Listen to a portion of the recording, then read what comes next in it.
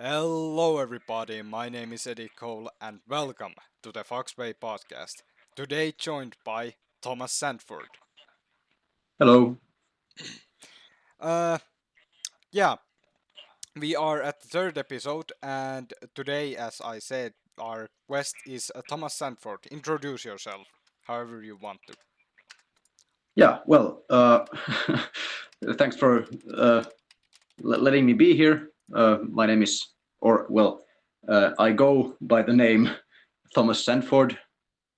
Uh, I'm a 21-year-old Finnish guy right now studying theology in the University of Helsinki. And I've been a part of uh, Foxway Studios since the seventh grade.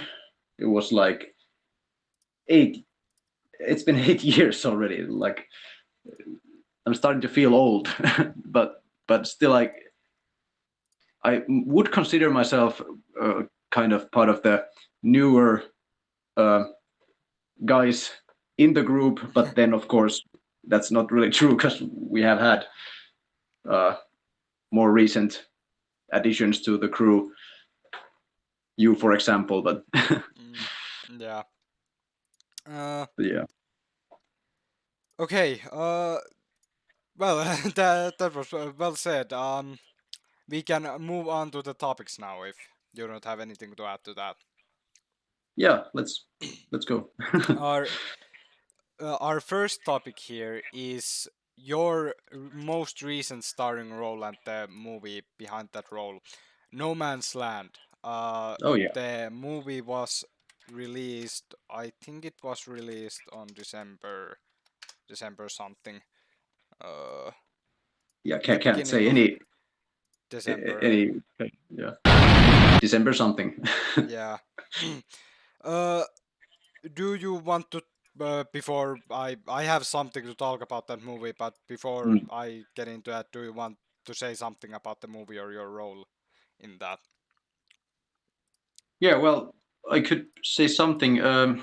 It was um, I, I like the process of filming that piece. It was we had a like good time filming that, and we um, mm, yeah. Well, the whole premise of the military setting in that film was kind of a new one. We hadn't really done uh, that kind of a war film before that. Of course, we had Lorne before that, but I still think that it's kind of a different setting, and uh, yeah, it, kind of it, it was a nice role to play, and I got to kind of dig my military service back up from the kind of backs of my memory with that one. Of course, I didn't really do any squad leading stuff in the army when I were there, but mm, well, yeah, I don't want to talk too much about it. If you have some questions, we can move on to uh those. okay, so something I wanted to add there, the process of making that movie, it's one Mm, of those rare movies when we actually recorded it in one day. Well, most of it. There are yeah, some voice lines that have been recorded after, but yeah, most of it was recorded one day and in one setting. The mm, day of recording, it was a long day of recording. yeah. Uh, and it was a if you have anything to talk about the actual recording of the movie, Mm, then go ahead. yeah, yeah. The filming was yeah. As you said, it was like done in almost all in one day and in one sitting. We went to the filming site and uh, just went at it. And well, it was pretty easy since Tony always has like a clear kind of picture in his mind about what he wants us to do. and how we progress from uh, from one scene to another, and just following uh, the lines we have on paper. So that wasn't the problem, but the problem was that we we had a kind of a tight schedule on that day. Mm. I can't remember if it was something like that someone had to leave, and that was like one of the uh, kind of one of the few uh, possible dates that we could film on, Mm. since most of us nowadays live all across Finland, and it's been harder to kind of arrange these uh, filmings. But yeah, it was. I remember it being a hot day, like over 20 degrees Celsius. Yeah. Well, that's for someone from Europe that might not be hot, but in Finland that is really scorching. But yeah, and then we had that military gear uh, on us, so and running around doing all kinds of stunts. It was exhausting. Yeah. But yeah, and we actually had to cut some things away from the movie that we didn't have time to film. But in the end, it turned out quite nicely, Yeah. even though It we had kind of, became a yeah, good film still. Uh, yeah. I actually remember one thing about the recording day. I think some people, sometimes when we record these kind of things, some people come asking around, and I think we were Yeah, we were uh, met some people who were uh, yeah, it was kind of halted everything for a second because now that you said it, I remember that too. They were concerned about what we were doing there. They came there and asked, like, "Okay, guys, what are what are you up to?" And uh, we talked with them for a minute there, and it turns out that uh, something had gone south in the construction site next to the gravel pit we were filming in, and there were kind of like construction machinery and stuff like that, and something had been broken by some other group of maybe some teenagers or something like that. It's a popular place to go swim in the gravel pit, but and the lake next to it. But actually, apparently something had been broken on their kind of property there, and as we explained that, okay, we're just filming here in the pit, it was okay for them. They just were startled by what had happened previously there before we came there. So they thought that we we were up to some shady shenanigans there, but it was all well. We actually found that they told us that like some no trespassing sign from the construction site had been ripped off and thrown somewhere, and we actually found uh, that sign from the gravel pit as we were leaving. But yeah, yeah, yeah, I remember that. Yeah, it's kind of funny. Sometimes people just come to ask and ask around what we're doing. It's I I understand that it might sometimes be kind of yeah. concerning when you see a group of people with Yeah, it's actually like, well, the guys in Tony's neighborhood or your neighborhood here have seen this stuff happening for like over 10 years, and like they're all well and good with the fact that we carry airsoft guns and stuff like that here. But the moment we step kind of outside of the uh, like the immediate neighborhood here, we kind of have to be careful uh, about how we carry our stuff.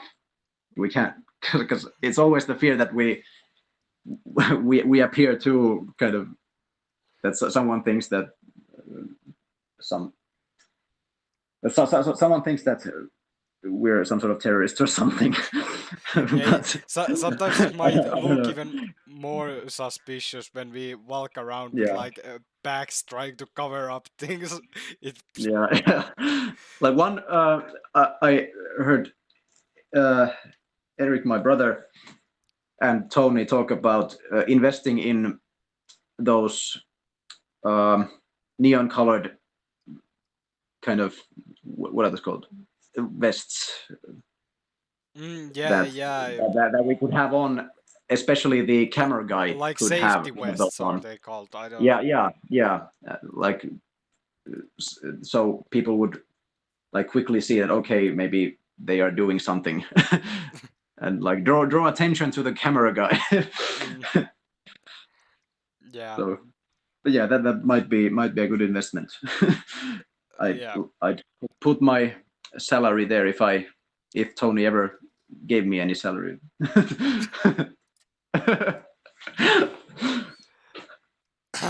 Okay. Do you have anything else to talk about the No Man's My Land? salary, no. Yeah. No. No. Yeah, yeah, I guess that one. But about No Man's Land, anything else? Well, hmm. Well, maybe not. I mentioned that I had some things that I could kind of use in the role that I learned in my military service, Mm, but then again, I was kind of in different kinds of uh, different kind of work in the army, so I had to kind of come up with a lot of stuff too. I actually was um, serving as a, I guess it's a conscript pastor or something like that, uh, during my nine months in the Finnish defense forces. yeah. So and then I didn't really fight that much, but Mm, yeah. still I found it. Uh, I found the whole military background there to be a good inspiration in filming. Yeah.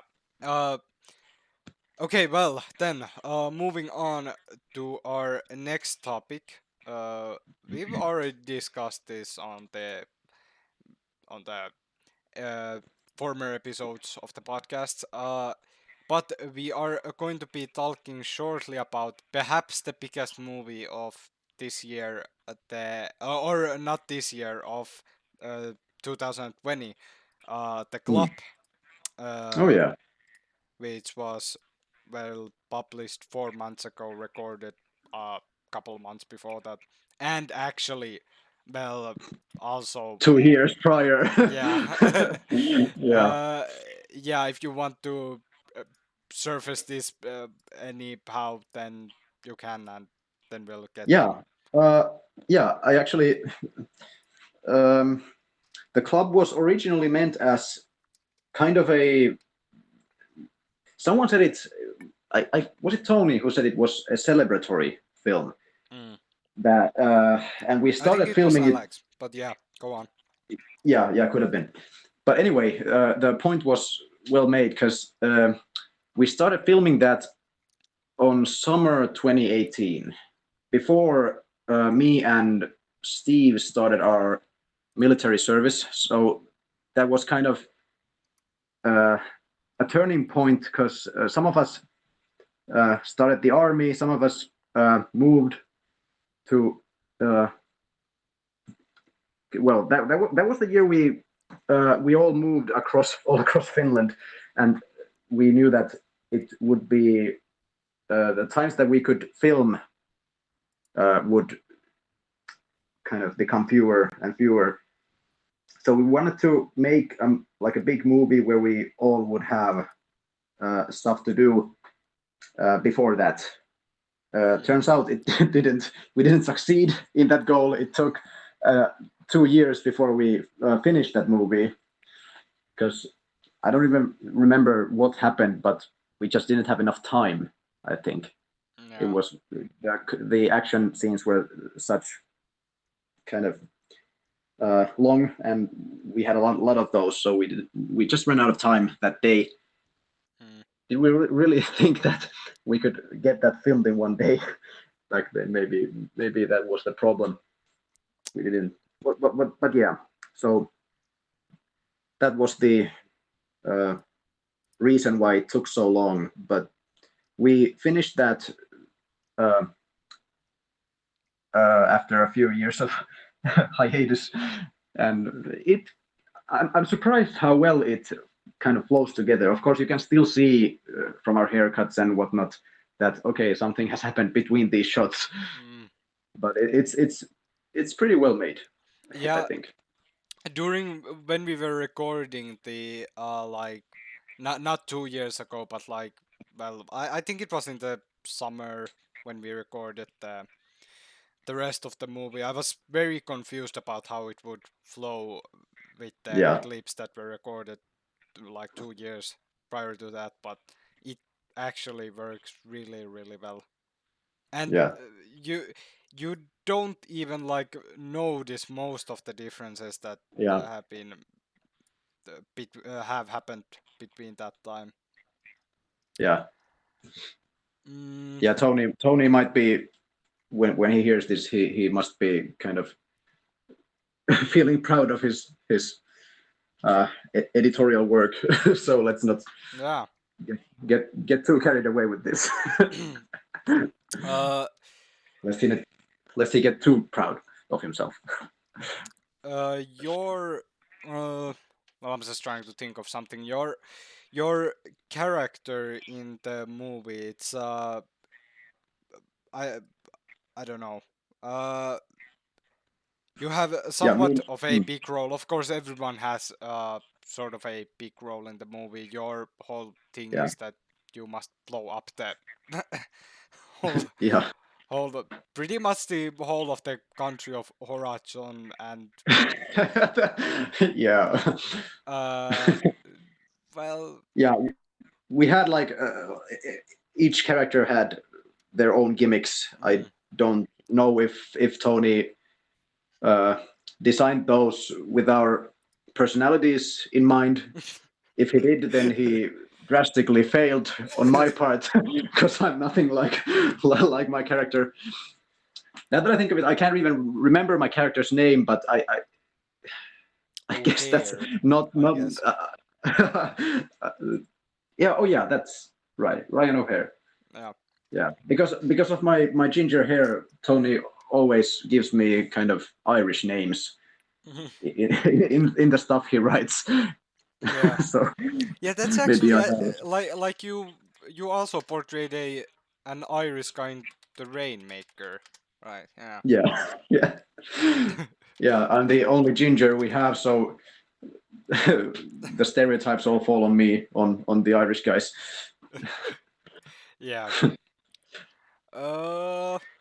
But yeah, actually, now that I started about those characters, um, like I mentioned, I study theology. I'm actually aiming to become a pastor in the future, and one thing about me is that I'm a devout Christian. So I have many roles in which I act nothing like what I am in reality. I can only hope that people don't make assumptions about my about what I'm like by the roles I play. For example, O'Hare, or then uh, I can remember Tom Peake being maybe one of the hardest characters for me to portray because I really am it, it, I really am nothing like those characters. Yeah. I'm We really like kind of calm and all that. For example, Tom Peake, the ruthlessness and stuff like that.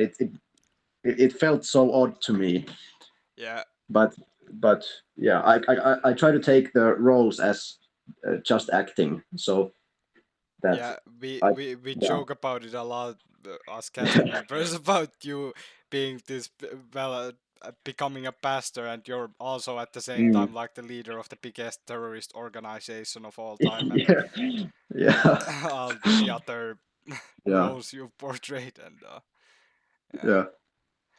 yeah, Okay, now what I want to build this up to, we talked with Alex about the possible let me surface it with this. The club A French Christmas, a very short spin-off of the club, featuring yeah, Nathan Tarver's character Sebastian Lamar, was published on the 23rd of December, and we kind of started thinking about the possible spin-offs and the possible sequel of the club. yeah. Uh, what would you are you willing to portray your reprise your role, or I don't know. Uh, Yeah, I think so. Because like, um, yeah, as I said, it's I would do that. It's like uh, I take my roles as just fictional roles that I act out, and it's just I kind of keep those characters out, kind of at a distance from my kind of personal personality mm, and that. So I don't think that will be a problem reprising the. I yeah, just Tony the gives us the script and we just do the stuff. yeah, I think that should be really obvious, but I also know that there are a lot of people who probably can't separate actors from their roles, so Yeah, yeah. but yeah, about the possible sequel. The Hmm. uh, well, I don't know. What's there really to be said about that? Do you have anything? Yeah, I know less than you. You're Yeah. kind of in the circles. I just yeah Well, can't okay. I still have some things here to talk about, and the yeah next one I have here listed is what one of the probably the most talked about thing in this podcast. We are going to be talking about the big one, and I actually didn't say this, but in the before we started, but you can talk about the big one, but you can't really reveal anything. You probably listen to a podcast yeah episodes prior yeah to this. You know how it goes.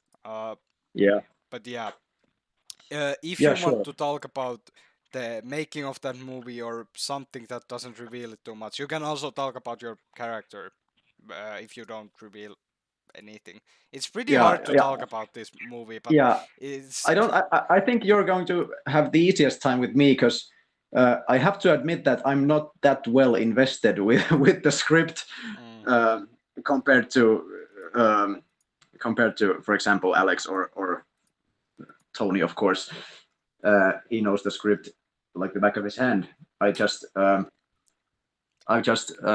read and acted the parts that we have already filmed. So I haven't.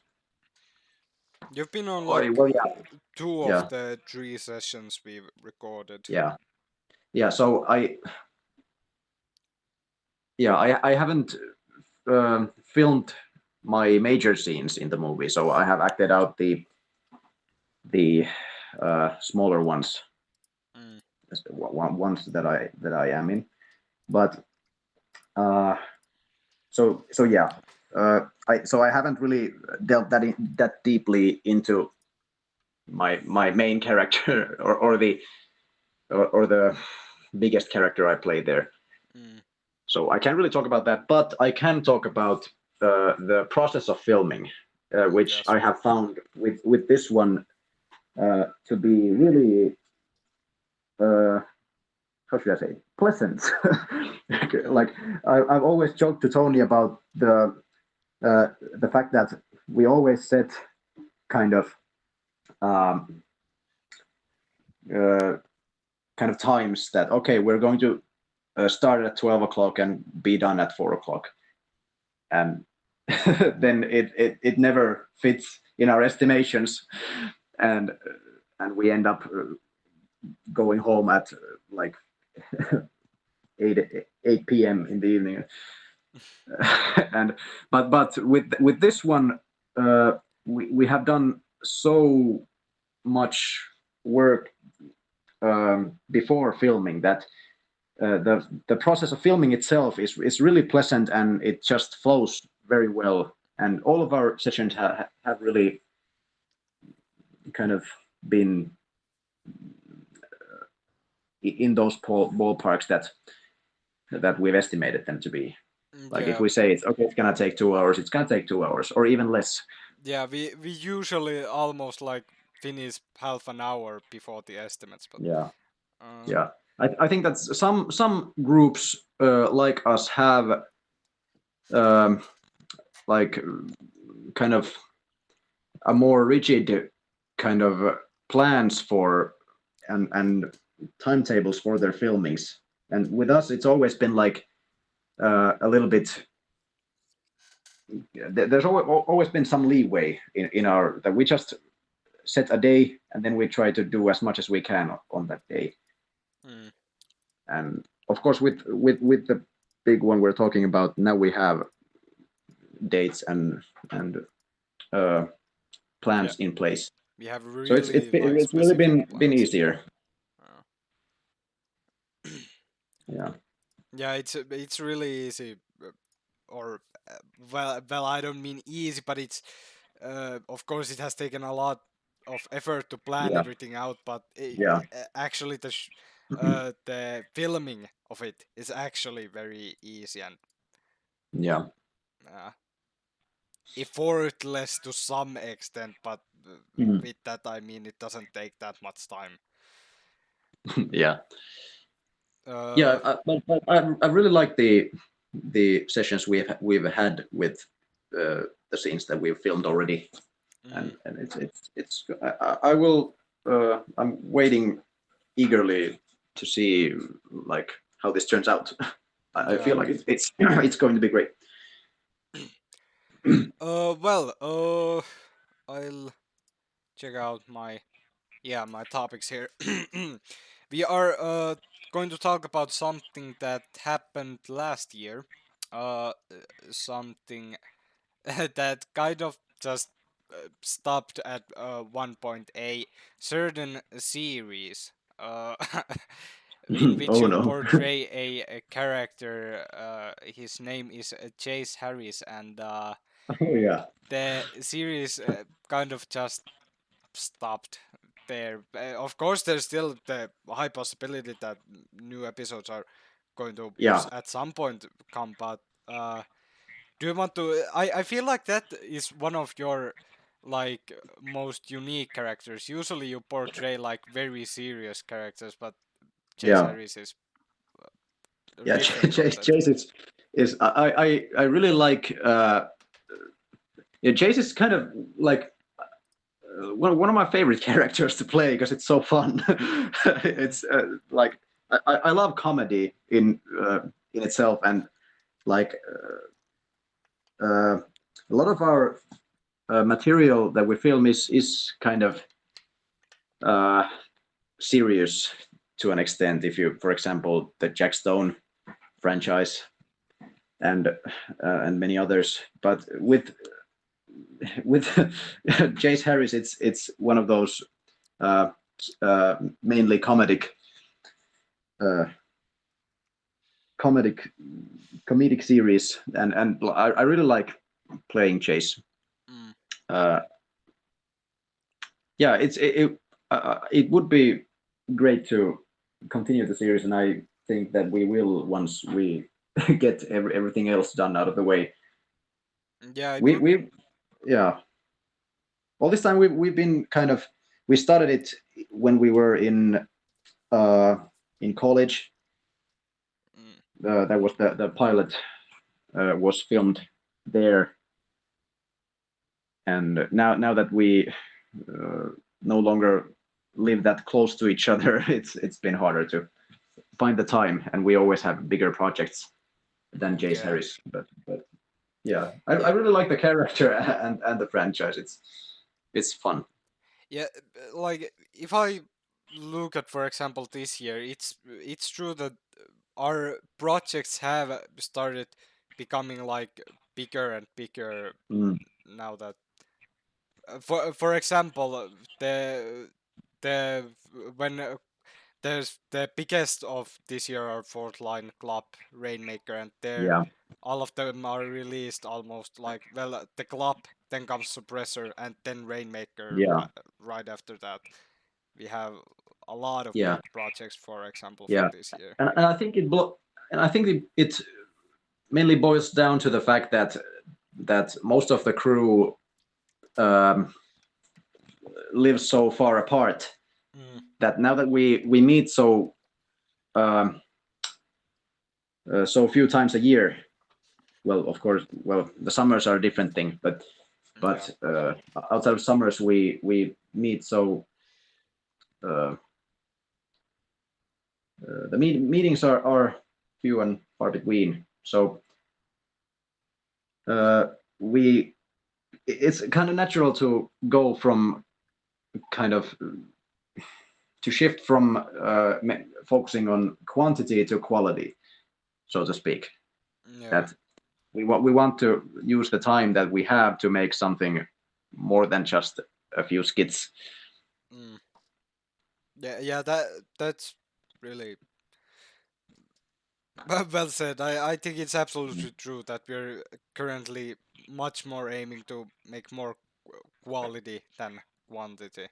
Yeah, Of course, we've yeah. always done that, but to more of an extent nowadays.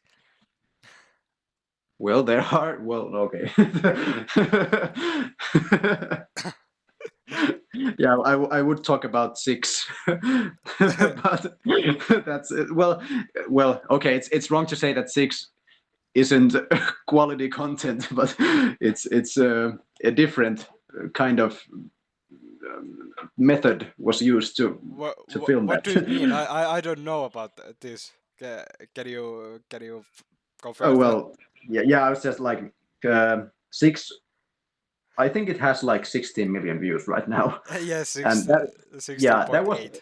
that was one of those uh, kind of more comedic things that we filmed back in college when we all lived here and we could see each other like any day we wanted, and we made stuff quickly, and like Mm. that was intentionally uh, filmed so that like pretty much every shot was the very first take, Oh. and we improvised half of those things. So Yeah, yeah, I uh, think back there, for example, 6 was released in 2016. Back in those times, there were more like short films that we did yeah, like that, yeah, probably. because it was easy to just like, for example, I could go to Tony's place like after school, and we could just film something in the afternoon, and that would be it. Mm, yeah, So it was easy. Nowadays we can't meet each other that often, so we mainly focus on bigger things. yeah, but even though this year has been more about quality than quantity, we still have. I think we have made more movies than any other year. Yeah, Yeah. yeah, I feel so too. Like that we have a lot of stuff stored, Mm, yeah, and yeah, and that can yeah, be we do. Mm, so that when we meet, we film stuff, and then we have a lot of stuff to store, yeah. and we can just put those out there Mm, yeah. like more kind of evenly. Oh yeah. Mm. Well, that really got off tracks, and that's great that it happens because Yeah, we I still have a couple of topics here. yeah. uh, Let's okay. move on to. These two other topics that I still have, two of them are kind of just something to talk about. Your roles, I'd say two biggest roles probably before, like before. Well, we talked about some of your roles, for example, in No Man's Land at the club, Yeah. but before 2020 at least. Uh, let's start off with the biggest one, Doyle. Oh yeah. Uh, Yeah. Doyle. yeah, yeah. If you want to start, go ahead because yeah. Yeah. I cut you off, but yeah, Doyle was a.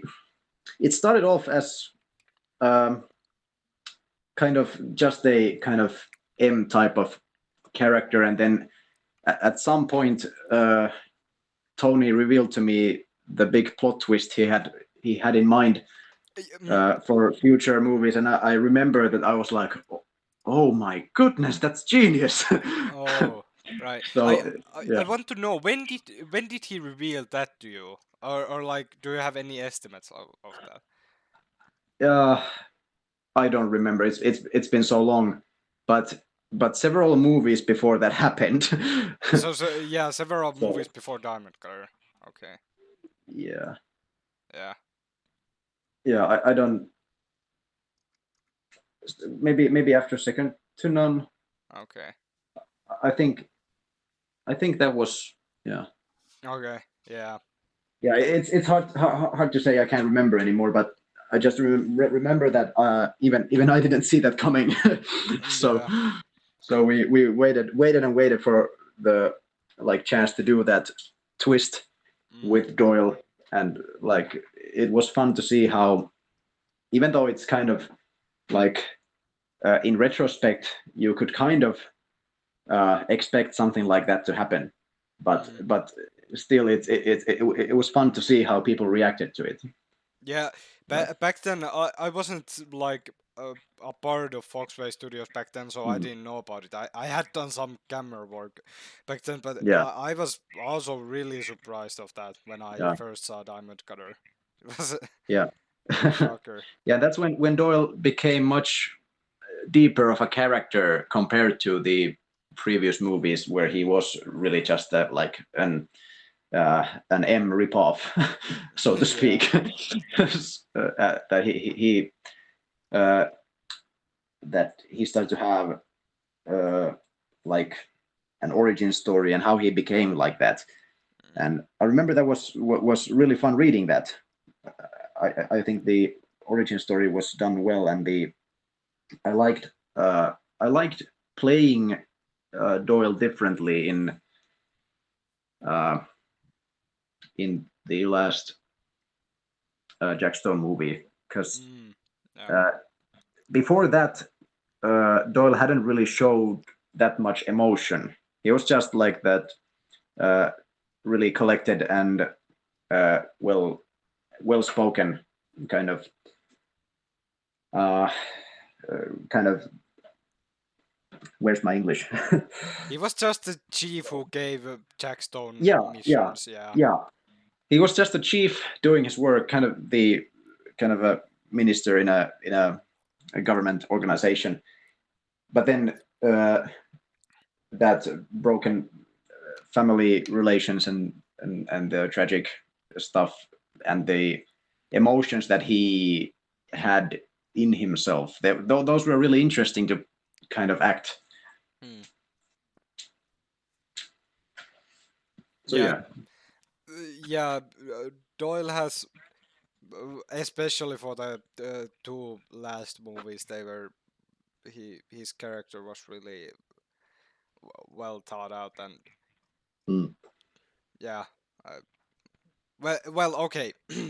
uh, if uh, if there's nothing, hey, one thing now.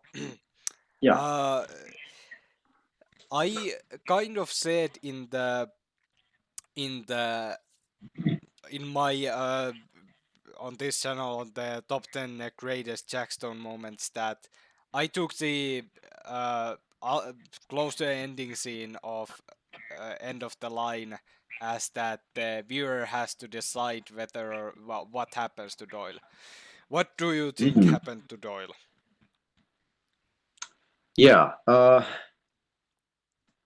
Well, many have theorized, and it was said in the movie that kind of thrown out there that uh, that Jack's Yeah, with third the right hand. can the right hook can kill a man, and but and some people have said that okay, maybe Doyle died because Mm. he was punched with the right one, but I don't know, I just see the ending scene as like uh, Doyle begs begs Stone to kill him, and then he doesn't because all he has ever done is kill people, and now he gets to call the shots, so he doesn't. So I'd like to think that he just subdued him, and he was uh, he had to stand trial, and how that process goes. Yeah. So yeah, I don't think he died. Okay. But of course, I'm not the one who writes this stuff, so Yeah. we can never know. Uh, but then I you actually mentioned this character very briefly before in the podcast, and Mm. your I'd say maybe second biggest character, probably second biggest character was Tom Peake, probably. Oh yeah, yeah, yeah, Uh, yeah. Tom Peake was interesting. We before we started putting stuff to YouTube, we we filmed a lot of short films on our own, and just kind of because we could do that, and for ourselves, we still have everything on Tony's old hard drives, I think, and we had when we were on the grades from 7 to 9, we filmed a few movies with me as the main character, and I remember we uh, kind of just improvised the whole first movie, if I remember correctly. I don't know if Tony had a script for that, but it really felt like improvising the whole stuff, even the name. I was I was wearing a an Ice Peak jacket. It was a cold winter, and then we uh, took some elements from Philip Krieg. Okay, what could our character be? Hmm, Ice Peak. Okay, Tom Peak. That should do. And then the character was born. Of course, that those movies were nothing like the stuff we do now, and pretty much the only uh, common thing they have with, or the thing they have in common with the Tom Peak that got to YouTube is the name. mm, But Tony wanted to use that character in some way. yeah. But yeah, we won't talk about the old Tom Peaks. They are never to be found. Uh, well, But about yeah, the more recent Tom Peak, yeah, well, it's been a long time since that. It's actually 2 years now, yeah, even it has more than been. that. Yeah. But still, hmm, what could I ask? Do you think that there's a possibility for a sequel? Even I Uh, have no idea yeah, about if yeah. there is Well, something. well, let's say that uh, I have handled some material that might have something to do with this, but Oh, but uh, making some reveals yeah, now. everything is open right now because of many reasons. So maybe I won't say anything about that because I don't really know. But Mm. but yeah, there exists some material regarding this. Oh, But yeah, okay. I don't know about yeah the role. I can remember having I like to act. It's fun, and it's fun to uh, kind of try to act out a character that uh, resembles or has nothing in common with you. So, but still, I found acting Tom Peake really hard, as I said earlier. Mm. That the personal vendetta thing was something so kind of heavy and out of my kind of worldview, or I don't know if that's the right word, but yeah, I couldn't really connect with the character in that sense. Mm, yeah. And yeah, and I remember it was especially the shot where Feek uh, kind of mashes someone's head with a door frame or something. Like that for some reason that was like one thing that really kind of I found revolting. Yeah. but but yeah, it would be interesting to see how what the sequel would look like. Yeah. But yeah, Uh, well, do you have anything more to talk about? We've been going for a quite a while. Yeah. yeah, we have. I haven't looked at the clock, but it's starting to be dark outside. Uh, but but yeah, I don't really know. I don't have anything to follow on social media, All right. Yeah. but or I do, You knew I was but going to ask about that. yeah, yeah, yeah, I don't really, or I have, but nothing to kind of follow. It's Yeah. just I update stuff. So Then you can tell them to go subscribe to Foxway Studios. yeah, you can do that. Well, yeah. Uh, Yeah, Thank you for joining me, Thomas. And yeah, yeah. Thanks. well, thank you, and thank you for watching, and thank you, Thomas, and goodbye.